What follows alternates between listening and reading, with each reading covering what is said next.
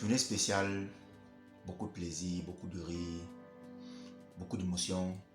J'ai rencontré mon professeur de match, un homme qui était tellement engagé, passionné par le travail qu'il faisait, un homme qui m'a enseigné beaucoup de choses, un homme qui m'a permis d'avoir de très bonnes moyennes en classe, de très bonnes notes, et c'était une joie.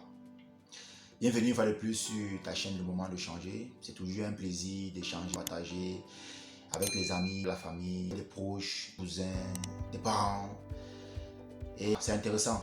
Il nous arrive parfois de porter des préjugés vis-à-vis de certaines choses, certaines actions, certaines personnes. Même sans connaître la nature de certains actes, on porte beaucoup de préjugés.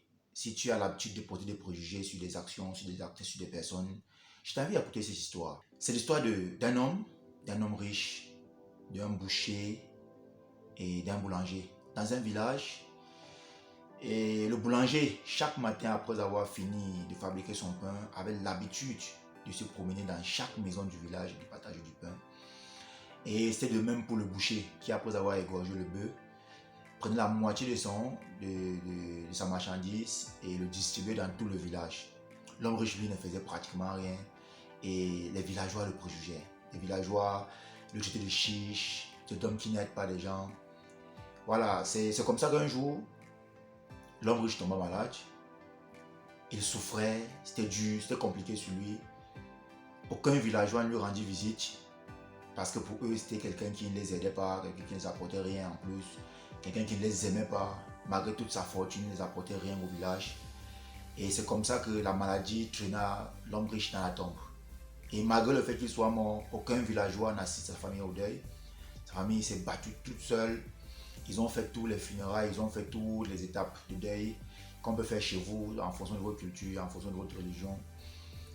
Et au lendemain du deuil, les villageois étaient surpris que le boucher, le boulanger, personne n'était venu comme d'habitude donner soit du pain, soit de la viande. Et ils ont attendu une journée, 2 jours, 3 jours. Après quelques temps, ils sont venus en communauté, ils ont dit il faut bien qu'on essaie un peu de voir ce qui ne va pas. Ils sont allés vers le boulanger, ils sont allés vers le boucher et ils ont demandé qu'est-ce qui n'allait pas, pourquoi est-ce qu'ils ne recevaient plus chaque matin le pain ou bien la viande qu'ils avaient l'habitude d'avoir. C'est ainsi que le boucher, le boulanger informait dans le village que c'est l'homme riche, l'homme supposé chiche, l'homme supposé, l'homme qui n'aidait pas les gens. C'était lui qui, dans l'anonymat, finançait toutes ces actions que l'homme, le boulanger ainsi que le boucher menaient chaque matin. Vous pouvez imaginer la surprise des villageois qui est de retour d'avoir abandonné l'homme riche au moment où il avait besoin, au moment où il avait tellement besoin qu'on puisse l'assister au moment de sa maladie et où sa famille avait tellement besoin qu'on les assiste au moment de ses funérailles et de l'enterrement. Je t'ai fait écouter cette vidéo aujourd'hui pour que tu puisses te rendre compte d'un fait. Chaque jour, nous portons des préjugés sur des personnes. Chaque jour, nous portons des préjugés sur des choses. Chaque jour, à travers des observations, nous portons des préjugés. Il n'est pas coûteux d'aller vers une personne, lui poser une question, échanger avec lui pendant 5 minutes, pendant 10 minutes, pour avoir une opinion propre de quelque chose qui se passe. Arrêtons de porter des préjugés sur des personnes. Arrêtons de porter des préjugés sur des choses. Arrêtons, par des simples observations, de porter des préjugés sur des choses que nous ne connaissons pas. Les préjugés que les villageois avaient vis-à-vis de l'homme riche les ont poussés à ne pas le soutenir au moment où il avait le plus besoin. Notre haine, notre façon de voir les choses, notre façon de préjuger des personnes feront en sorte que des personnes aient besoin de nous et que nous ne soyons pas présents pour les aider. Quelle qu'en soit la position que tu trouves maintenant, quelle qu'en soit la position que tu sais que tu as maintenant, quelle qu'en soit ce que tu as travaillé jusqu'à maintenant, tu ne sais pas. Peut-être la personne que tu penses que c'est l'homme le plus chiche, c'est lui qui t'aide à évoluer dans l'anonymat.